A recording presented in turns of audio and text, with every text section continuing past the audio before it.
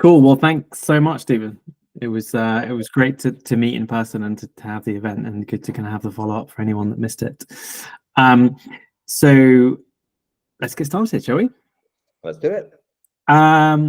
So we're gonna talk about sort of 3 acts, like all good plays. So we're gonna talk about the kind of early career, and particularly around the sort of Crashpadder and this experience of that, selling to Airbnb, that kind of route and how that worked.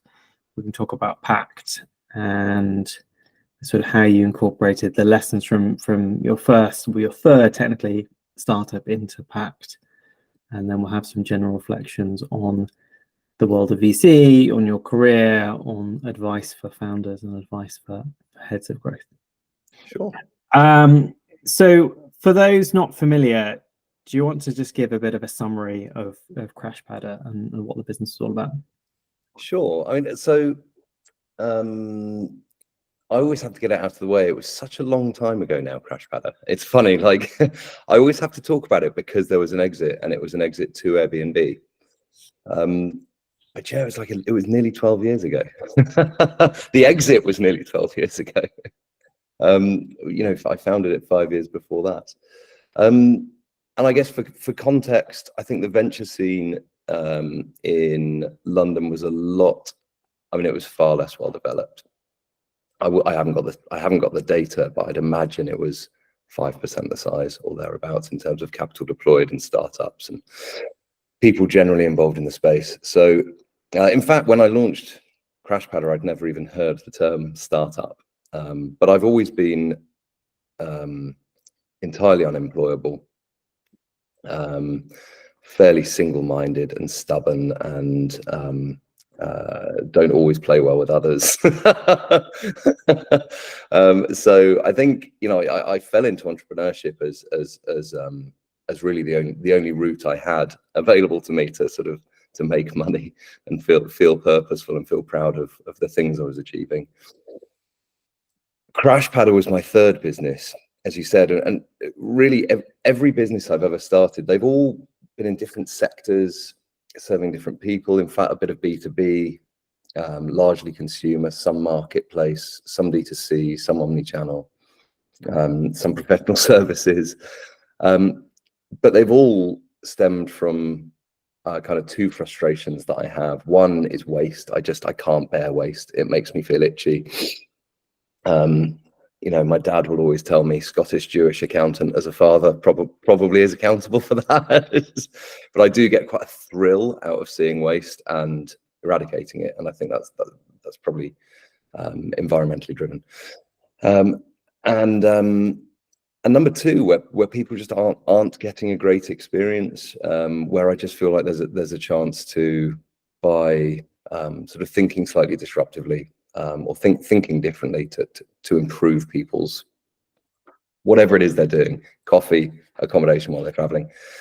This is a long preamble. I'll do better on the next question, Joseph, sorry. But so Crashpadder was kind of there's so much waste. I don't understand why our homes are empty all day and our offices are empty all night, and buildings are such an incredibly expensive and environmentally catastrophic asset to produce. Why do we leave them unmonetized? And then, so that kind of got me into couch surfing. I was a big couch surfer for a while. I still use the community now. I really enjoy it. But there came a point where I was like, this just needs to be upgraded. And I think, as I said, when we were together in person, the straw that broke the camel's back was a guy, I wanted to go to sleep. I was a grateful member of this community, and he was a lovely guy, but he just wouldn't go to bed.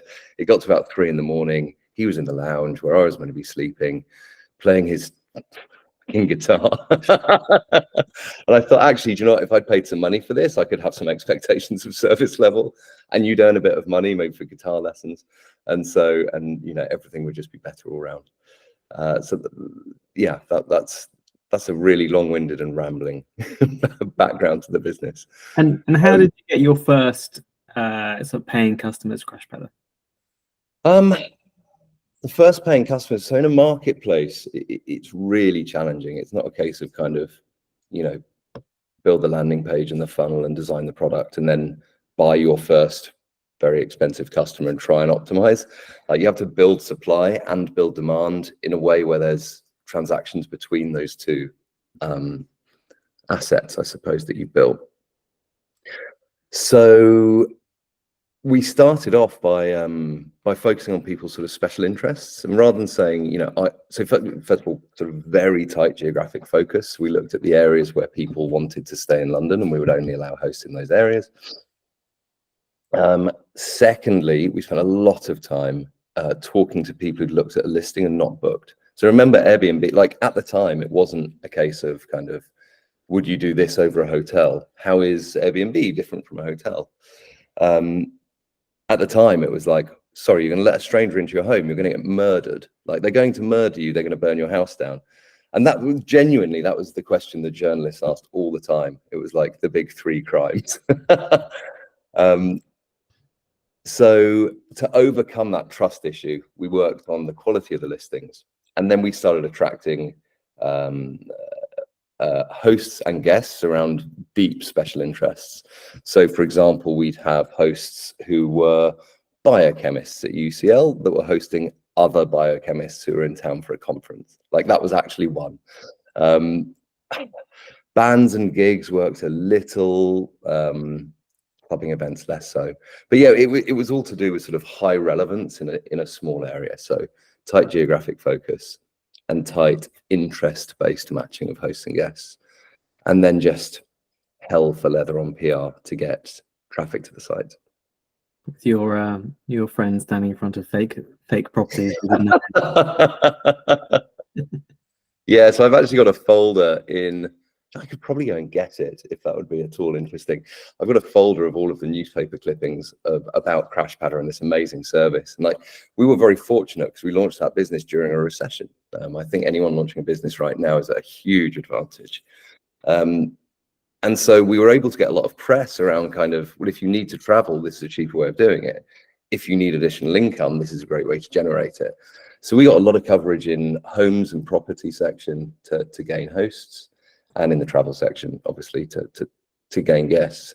But we got an enormous amount of coverage.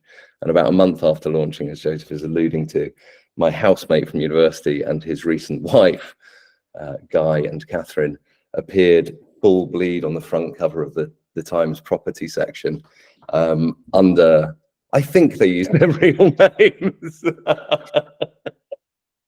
But as a favor. And I think every single one of my friends from that period of my life will have given a press interview as a fake it till you make it testimonial for Crashpadder. Nice. So your first customers did some PR focused on sort of small niches, and then this company called Airbnb kind of appeared on the horizon. So what happened in that phase of the story? Yeah, they came looming into view. So I mean, I've always been a big believer in sort of don't worry about the competition. No one's choosing between you and the other startup. They're choosing between you guys and the incumbent.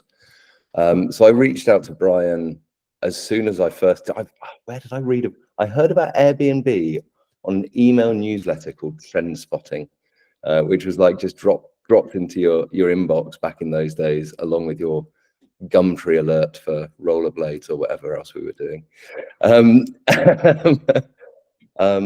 I reached out to Brian. They were in London shortly afterwards, so we got together and we talked. We were kind of cagey with each other about who was doing what, because it was very much a weird idea then. But they'd gone through Y Combinator, which put them on my radar in quite a big way. And we sort of remained friends and remained sort of collaborate. We talked about what was working, what wasn't, and how, our view of the challenges ahead. And then one day I just saw in TechCrunch, it's like, oh, Airbnb just raised $90 million. I was like, hey, man, congrats. I've just spent the last 3 years trying to raise 2 and I failed to. So like, we were bootstrapped in Crashpadder, not by design, but because, we couldn't raise the capital. So anyway, we saw them and we started. One of the biggest mistakes I made after that actually was I stopped doing what I said previously, which was focus on what you're trying to do. Don't worry about the competition. And I think I watched their ascent and couldn't help but have kind of FOMO. And I think, no, we should be bigger, we should be more ambitious. Like trying to premiumize couch surfing was a fairly parochial idea by comparison. But I think I let our vision there probably get diluted a little bit through sort of envy of their achievements, which was a terrible mistake. And so I think strategy got a little bit diluted then. That was probably 2 years before acquisition that started happening. But crucially, there came a point where, because I was learning a huge amount every day. As I said, I'd never heard the term startup when I launched CrashBadder, or VC, or conversion rate. Do you know what I mean? Like really very green indeed. And eventually I got to the point where I was sort of learning about digital marketplaces, network effects, national, international, and so on. And I had this sort of sickening realization of like, oh fuck, we lost this battle about 3 years ago. Like the writing was on the wall for someone that knew how to read that language 3 years ago. So we were larger than an Airbnb in Europe, in particular in the UK, France, and Germany. But we were growing like this, and they were like this. Like they were in our vapor trail and closing fast. And 3 months later, they would have been the dominant player in Europe. But I really rate that business, and I have since the first time I met Brian. Like he's such an amazing leader. It's a great business, and it was one that I was quite excited that our community might become a part of. And so, I reached out to him and said, "Look, I think this is what we might do. We think you've probably taken it. Is there a way that we can work together?" Shortly after sending that email, we got an inbound inquiry from Rocket Internet, who were interested to acquire the business. And, Brian and Airbnb, I think, went from a kind of, that would be cool, let's collaborate, to I will do anything to stop Rocket Internet buying CrashBadder. And so we were briefly kind of the kingmaker between those two businesses. But kind of going back to what I said at the beginning, it's always slightly stuck in my throat that is the thing that's probably, like, I need to bring that fact out the first time I meet a potential investor, the first time I'm talking to someone about, I need to talk about the business I started 16 years ago, knowing that actually the exit to Airbnb really was a gentle landing, because we were, in the grand scheme of things, we'd become an also ran. Luckily, an also ran in a really, luckily it was still a great outcome. It was still a great outcome personally, but it was in no way a good venture style outcome. Failing forwards, as you describe it. Failing forwards and failing upwards, yeah. And if we'd actually succeeded in raising venture capital, I think there's a chance that business wouldn't. I think there's a chance the business wouldn't have gone to exit. I think it may have failed instead. So it's a funny one. I always everything's only ever clear in hindsight. But I think when people talk about, should I raise money, shouldn't I think it's such a complex question, and the answer is so hard to predict. Because in CrashBadder, I spent years trying to, and in the end, not raising money probably was the reason I sort of personally earned anything from starting and building that business. In Pact, the opposite was true. I went out and I raised venture hand over fist, and that felt amazing. And I think that with hindsight, that was probably not the right approach either. We'll go on to that. Yeah, well, yes, yeah. to conclude CrashBadder, you sort of touched on a few points, but with sort of hindsight, what were the sort of lessons learned, and what things did you take on into the future?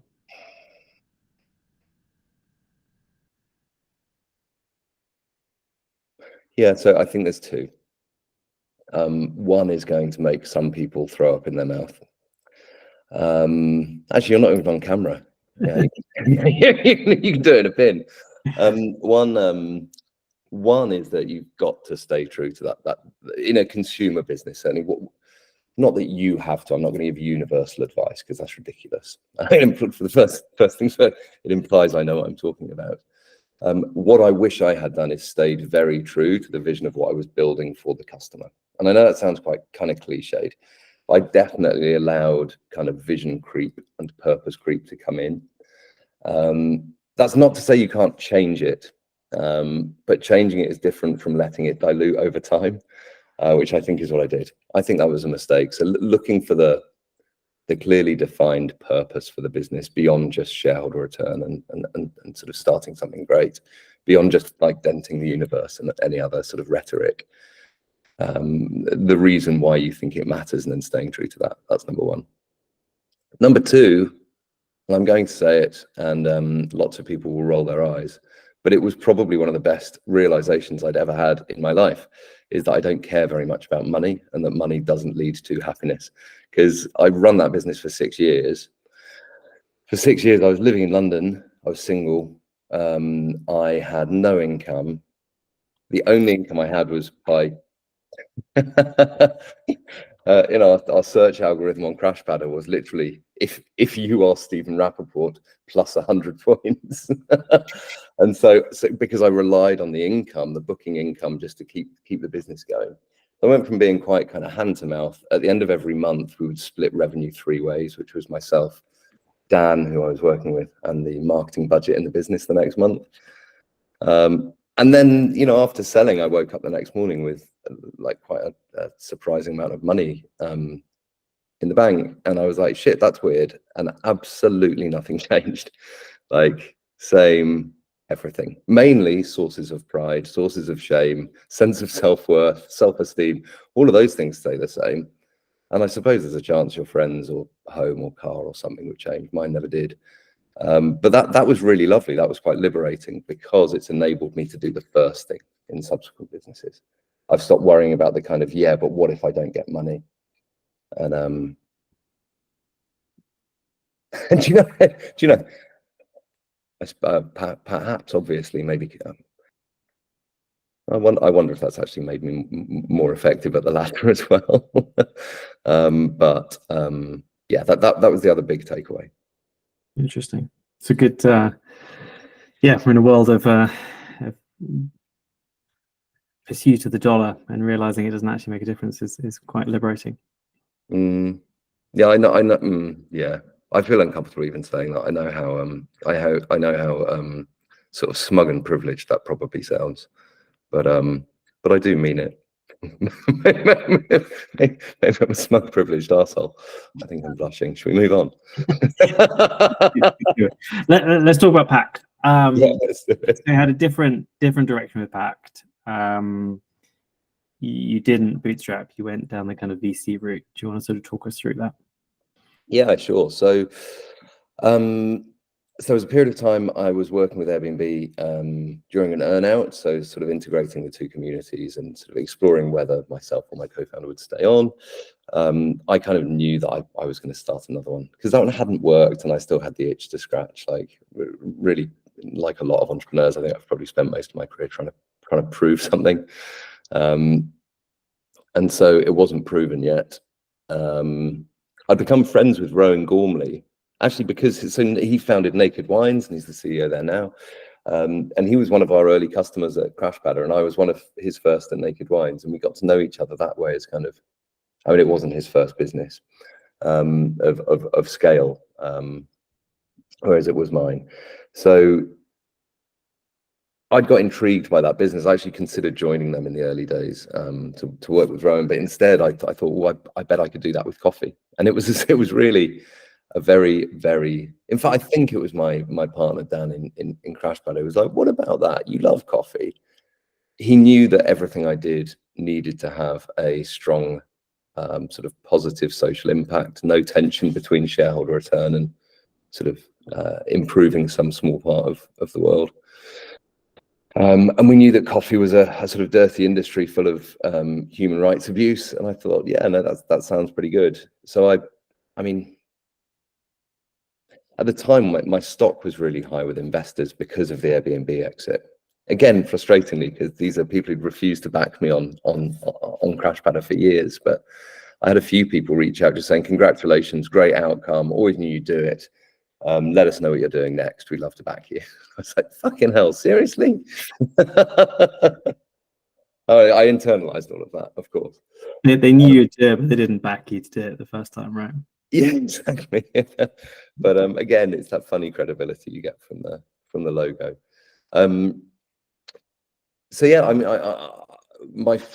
one of my favorite VCs in London was then and remains to this day Sita Telly at Connect Ventures. I just think she's absolutely superb.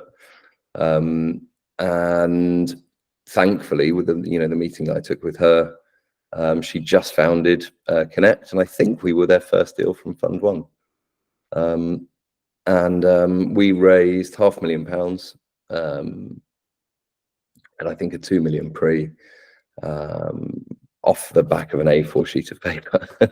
It was kind of, I'm going to start this business. It was called Your Grind, which sounded like a casual dating app, I think. But yeah, we certainly got a little spike in traffic every like Saturday night that started at about 11:30. But it was called Your Grind, and it was just kind of direct consumers a thing. At the time, D2C, there was the whole narrative around D2C with venture was, is this the same as B2B SaaS? In a P&L, it looks as though it's the same as B2B SaaS. So it was a very exciting time for VCs, I think, to be finding and investing in D2C. So that helped as well. Yeah. Where should I go from there? So you raised money. We raised money. I mean, what was sort of, how did you get your first sort of customers at that point? The first customers, oh God, it was so much fun. So we raised that $500,000, and I bought all the gear I needed, set up the business in my kitchen. So we were buying roasted coffee at that point. We couldn't afford the roaster because they cost an absolute fortune. I think the ones we're using now are £250,000 each once they're installed. So we were buying roasted coffee, bringing it home, grinding it in the kitchen, sealing bags with a set of hair straighteners, and going and, in fact, delivering the coffee by hand on my bike to the customer's house. And I think that's actually, it's worth pausing on there, because I think it's probably, if I have any qualities or characteristics that lead to like success, particularly with consumer startups, if I have a strength, it's probably like deep insecurity about how well I know the customer, how well I'd like intimately understand their nuanced needs and their hopes and their dreams from what we're trying to do. And I think my teams have been quite adept at setting people's expectations very high and then slightly exceeding. And I think it might sound a bit wishy-washy, but I doubt I'd ever have made a business succeed without that, without that approach. So I tried to meet the first. I must have met 1,000 of our customers face to face, kind of on their doorstep, and I probably made coffee for 200 or 250 of them, like in their kitchen with their bag. Often it was the day after they'd signed up for Pact, so I got to ask things like, I mean, the obvious ones like, where did you hear about us, and so on. But questions like, what do you hope this is like? Like when you signed up, that optimistic, the thing that made you take a punt. Tell me about it. I also got to look in their cupboard where they kept their coffee. If you ask someone what other coffees do you drink, they'll tell you a list of specialty roasters, and you open their cupboard and there will be, I mean, in 75% of cases there'll be a jar of instant in there.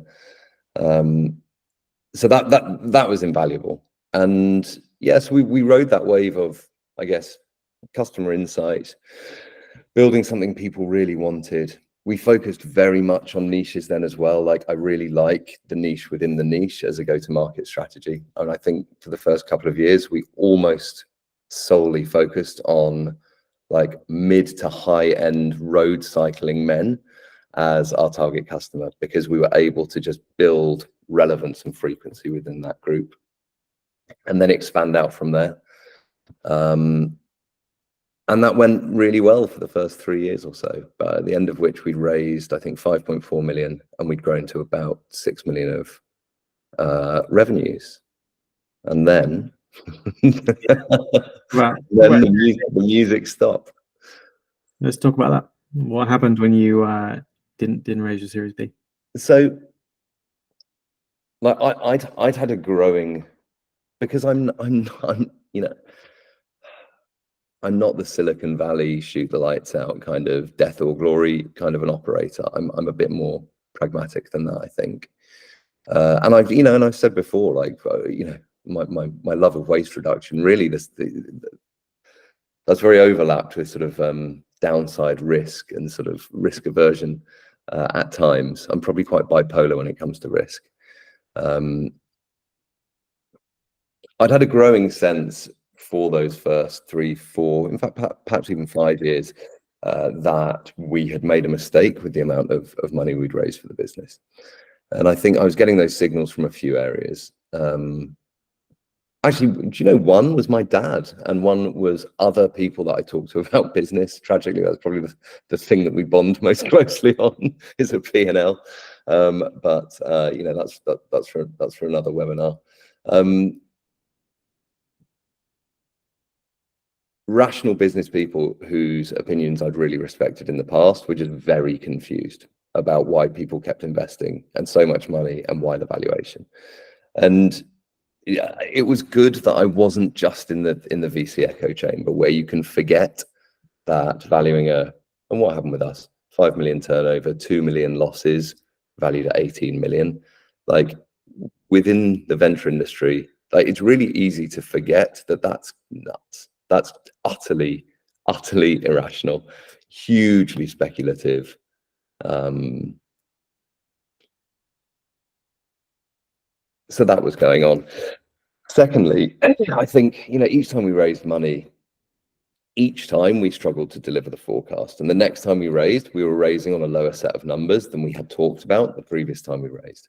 So as a result, we had a different lead investor, I think, at every round. So that was a bad sign. And then when it got to Series B, none of our existing investors wanted to lead. So we went out to market. We ended up getting a term sheet for a lead on Series B, which would have been another 5 million in.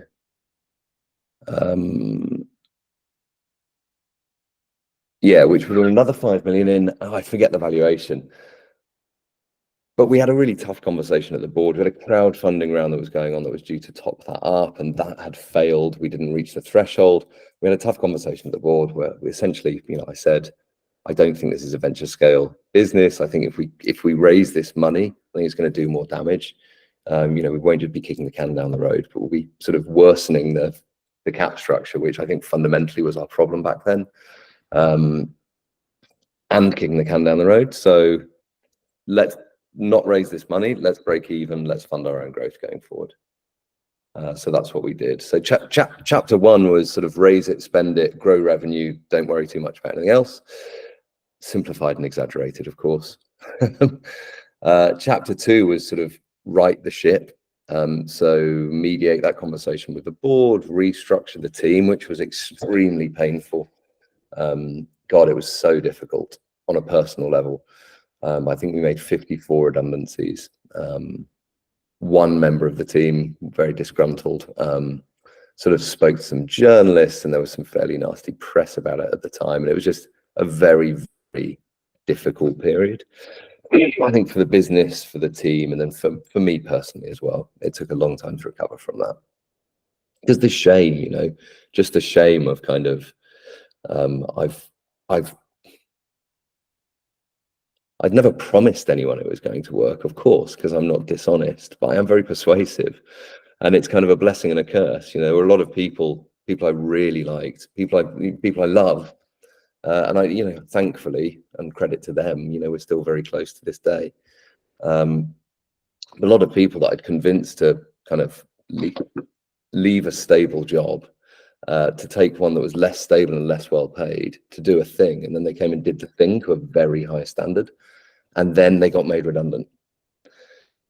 And I knew it was on me. I knew it was because I'd overpromised in the forecast, and I'd overfunded, and I'd piled too much cost into the business. So that was like, when people talk about the founder's journey being hard, like it's always quite hard, and then occasionally it's brutal. And that was a very brutal period for me.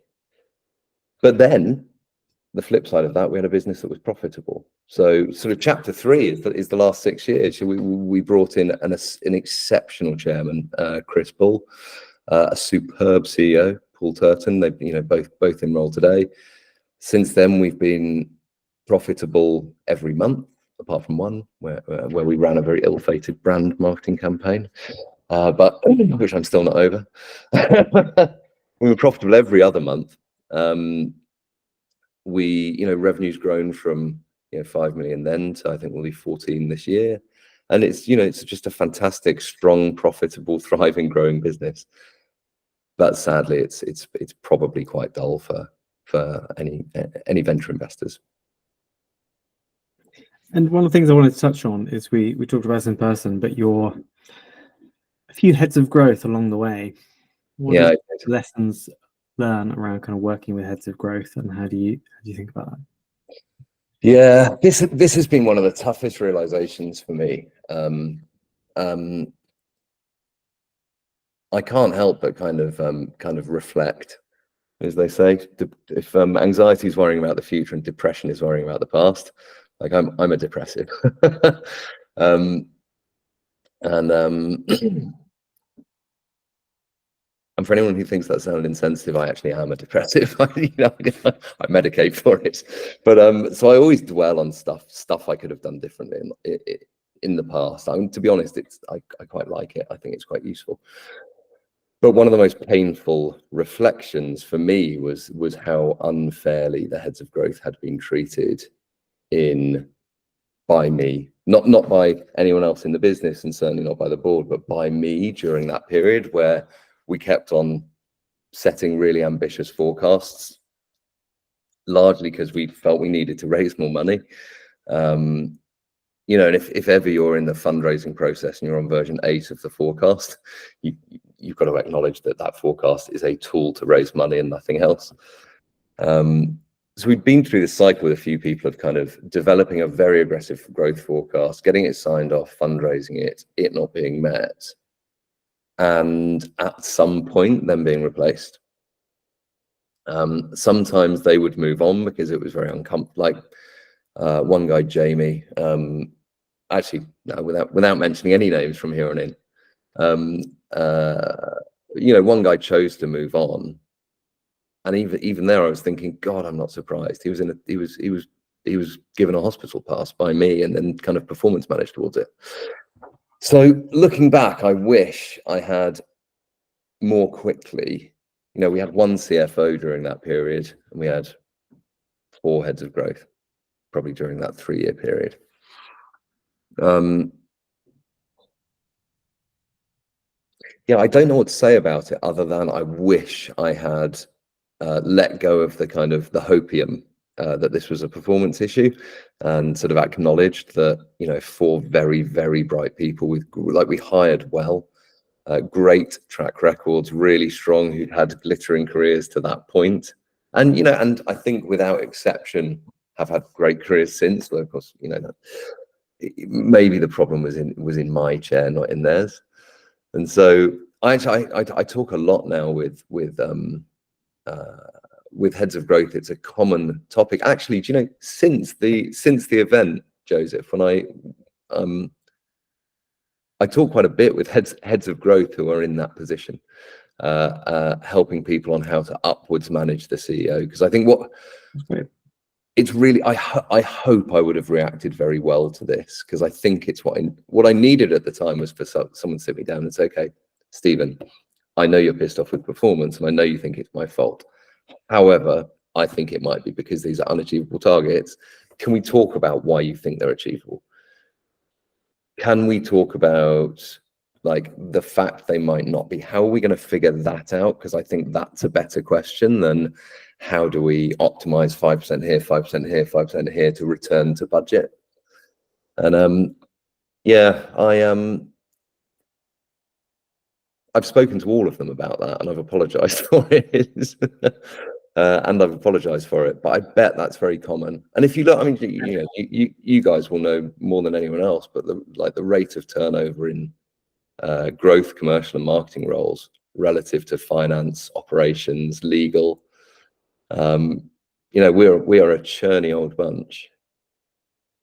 And it's often those reasons you say, like it is targets which are unachievable, and nobody willing to have those conversations around what is achievable, because you don't want to back down, and the founder doesn't want to back down either, right? So Yeah. everyone's in a bit of a stalemate. Yeah, or at the very least, it's okay. So these targets are unachievable. So what are we going to do about that? We can have a Hail Mary, like a Hail Mary to try and get back to these, which is going to be high risk betting the farm. But we all need to agree it probably won't work. Or we can sort of gently iterate towards performance, but accept that we're not going to get to this number. And actually, even that is a higher quality conversation, I think, than the ones that I forced people to sit through. Which Brand campaigns are that Hail Mary. They're like, oh, nothing else has worked, so let's spend huge oh yeah, TV. and if the best idea you have is a brand campaign, then just accept that you're not going to return to target, because unless I'm in rarefied company, but unless anyone can give me an example of that succeeding, I do think that we're slightly under Emperor's New Clothes with above line still. But so in terms of Pact, obviously, you know, it's still a live case, but like, what are your sort of reflections on that time? Obviously, you've had 6 years of in a very, very good situation, like profitable, growing. What would you sort of reflect on?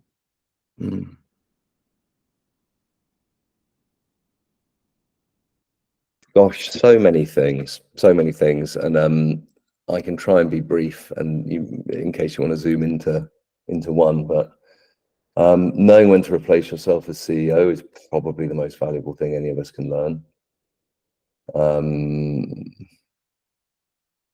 Single-minded focus on customer and worrying that you just don't know them well enough yet, all the time.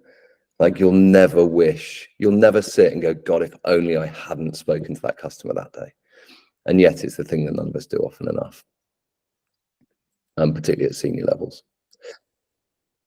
A huge one is, but I mean, I didn't know how to do this at the time, but I now finally have started to understand sort of what a capital structure is, what it means and why it matters, and how to make sure a capital structure matches the opportunity that you're pursuing and matches your risk appetite.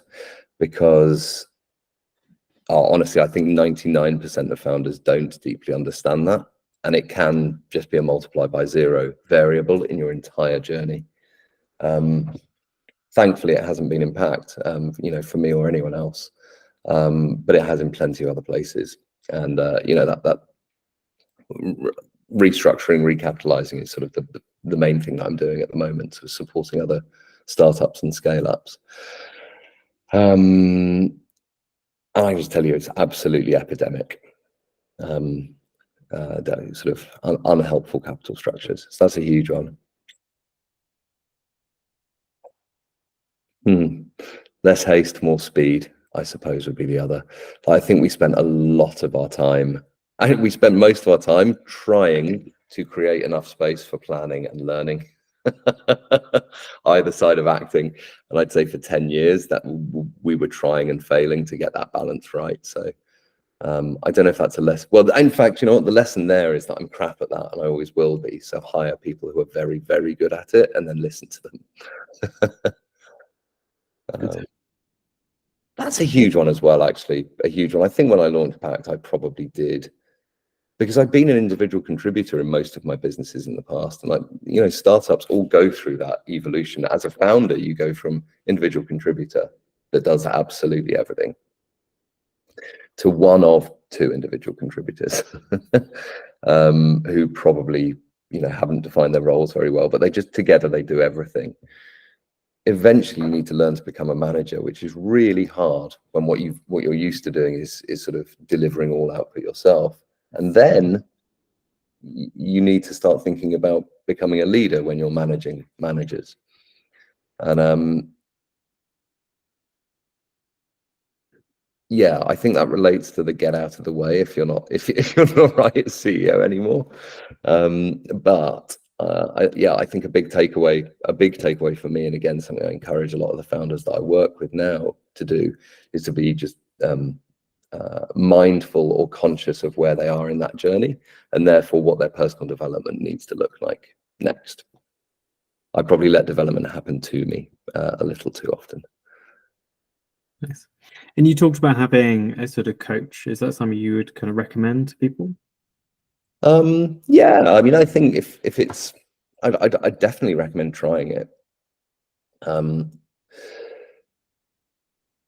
I would definitely recommend trying it because leadership is a lonely business, and even if you're one of 2 or 3 co-founders, even if you're one of 2 or 3 co-founders, you can get stuck in a pattern or stuck in a set of beliefs or stuck in certain solutions or behaviors, and you can assume that you haven't learned anything. And I think a coach does 2 really good things. First of all, that it's very different from a mentor who would sit and say, "Oh, I've been in this situation before. This is what I did. I think you should do this." A coach will just ask the leading questions to help you answer questions you're not quite ready to answer yet. So in doing so, they accelerate your rate of sort of personal development. But also because they're intentional and they're planned, they help you notice that development's happening. So it's not just that it's happening in the right areas, but I think for me, I found it was very confidence giving, because I wasn't just kind of learning by osmosis anymore and noticing my judgment was improving, if you see what I mean. So I would always recommend speaking with coaches and working with them if you find it's really effective. I mean, I find for people it's like a light switch. Like, people are never, after their first sort of chemistry session, which is what you do with a coach first, no one is ever sort of confused about whether they want to work with a coach or not after that session. I'd say about 40% of people know that they do, and 60% know that they don't. But yeah, so I use a leadership coach now. I have 2 sort of formally engaged mentors who I just take that stuff so seriously. Take that stuff so seriously. I think we all should. And then I try to mentor as well. Never. I think mentorship works best when you're working with someone who's about 6 months ahead of you in the journey, and people are 6 months behind.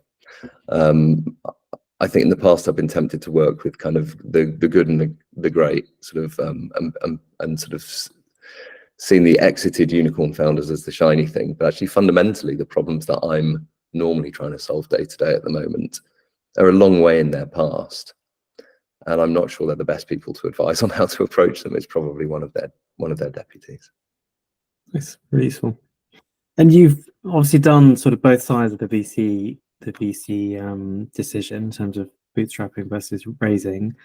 And you're sort of still seeing quite bullish on VC. So when is the right time or the right business to raise VC versus not? For people thinking of founding a business, what will be your... I'm very bullish. I'm very bullish on VC, which is to say, I think if you want to build if you want to blitz scale a business, or if you want to build something of enormous value in a short time, it's the only option. However, I think I'm also more realistic about it, and I now understand. If you raise seed capital, you are a single bet within a portfolio that relies on the power law for return. So you need to be highly confident that you're not one of the 90% that's going to fail. You need to be highly confident that you're in the 10% within that group of people who have managed to raise the money.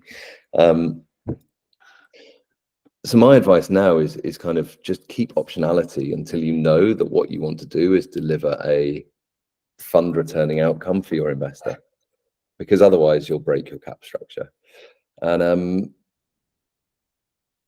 what does optionality mean? It doesn't mean not raising money, but it might mean, what's a good example? I know. So there's a guy I'm working with at the moment.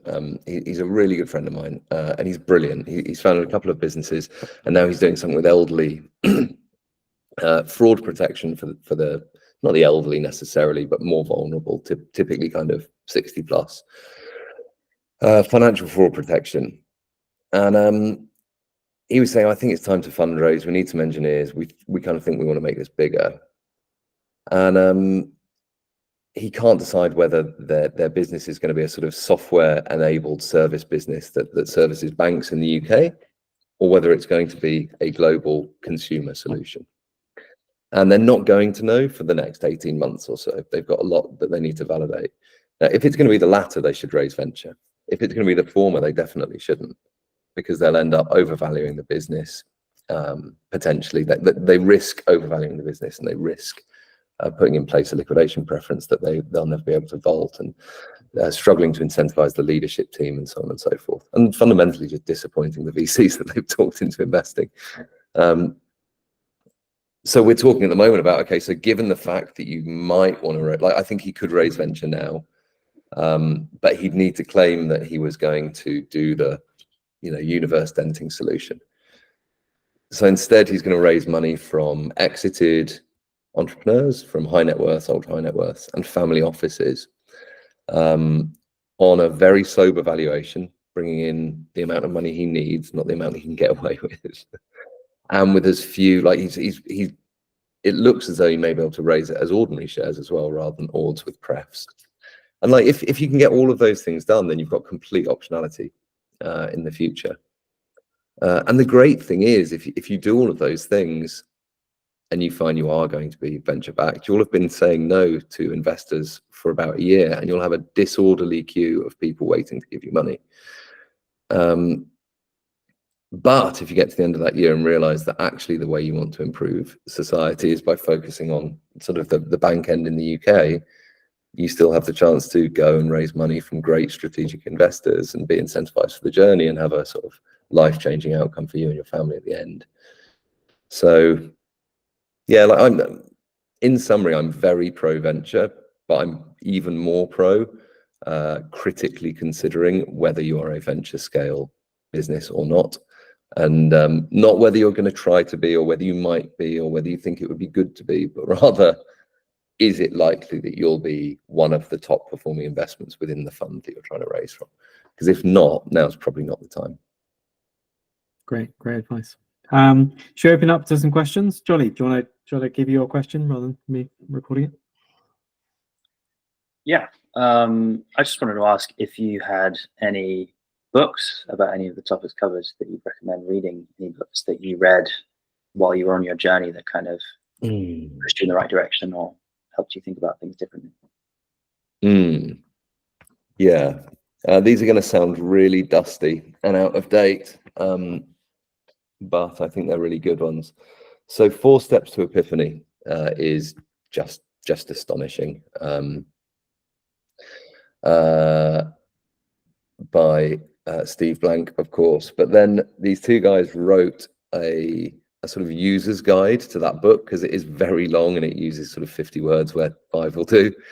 So there's almost a workbook called The Entrepreneur's Guide to Customer Development. And that and the mum test in combination will enable you to be sort of customer obsessed in the way that I described earlier. So that's one.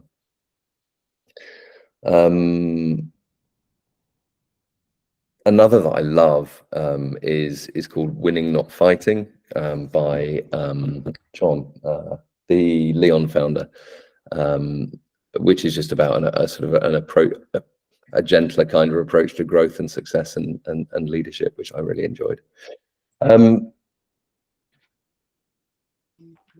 The other one, because we talked a little bit there about sort of conflict resolution, which I think it just is in your future if you're in a high growth startup in some way, shape or form. And the best book I've ever read on that is Getting to a Yes, which is all around kind of how to negotiate your position, and how to sort of position the things that you care about when there's misalignment. So actually, I think that's useful in mediating with shareholders as a founder CEO, but it could also be valuable for any heads of growth on the call if what I said about sort of overambitious founders resonated at all. Yeah, those are probably the 3 that jump to mind. Brilliant, thank you. Yeah, I'll be checking those out. Is there any other questions from people on the call? Oh, Laura raised her hand. Sorry, I'll take myself off being hidden just for this. I just wanted to know who you think is doing it well in the coffee space, obviously outside of Pact. Doing what well? I knew. Do you know what? I knew you were going to say that. I guess like who you. I know there's a lot of issues around like sustainability or like doing the right thing from a coffee perspective. So I guess see. that side of things, but also coupled with, you know, great branding or, you know, maybe getting that combination right. Well, I think the only people getting the combination right are Pact. But in terms of supply chain and doing good at origin, I think Cafe Direct are fantastic. And the guy that runs it, John Steele, is excellent, just a class act. So I think they're good. I really rate Union as well, actually, as an organization. I think they do good work. Like I've not seen the inner workings of the business, Yeah. but I know enough people who have, either who've worked there previously. I mean, we've buddy breathed a bit with staff over the years.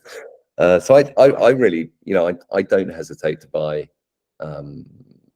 either of those two brands if I have to, because I think, like, I know the knock-on effect in the supply chain won't be cruel or unusual. Yeah. Whereas, you know, the vast majority of coffee that you buy in a supermarket will have been in some part processed or picked by children or slaves or prisoners. So yeah, those guys I really rate. If in doubt, just go for specialty, because not because sort of specialty growers are kinder, but rather to produce specialty coffee where the grower is being paid for the quality of the beans rather than the volume. You know, if you're being paid by volume, you have no option but to like abuse your staff and abuse Mother Earth, and that's how you optimize your business. They're your only levers. Whereas in specialty, you've got quality as well, and to produce quality, you actually have to grow more slowly, great deal more skill involved. So the fact that it's skilled labor just means there's less likely to be human rights abuse, but it's by no means guaranteed that there won't be. It really sucks. Like the coffee industry, once you lift a little bit, it's a very, very depressing place to look at, which is, you know, back to working with purpose. Like you know, it's the Pact journey, the 11 years, it's been emotional. And I think without social impact, I would have thrown in the towel years ago. Yeah. All right. Thank you. No worries. Deandra? Yes, I really enjoyed hearing more about your journey. And of course, I've met you kind of in the mentor coach capacity, which was wonderful. I'm wondering what's next for you? What's giving you energy? What are you looking forward to? You know, I really don't know. It's such a lovely question. I don't know. Like, so for the last couple of years, I've been running this sort of small, essentially sort of strategic advisory firm for startups. So helping in special situations. So where there needs to be a restructure or recapitalization, kind of, I'm quite good just after the Comet strikes. So sort of, I'm allowed to swear, aren't I? The unfucker. I've been a professional unfucker for the last couple of years, just in various situations, and it's been great. But I really miss working as part of a team.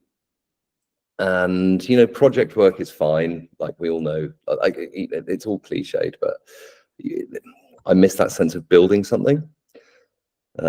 So I don't know, but I've set myself that goal. That is my overarching objective for this year. Is by the end of this year, I want to be doing something that I want to be doing for the next decade, like working with good people and learning again.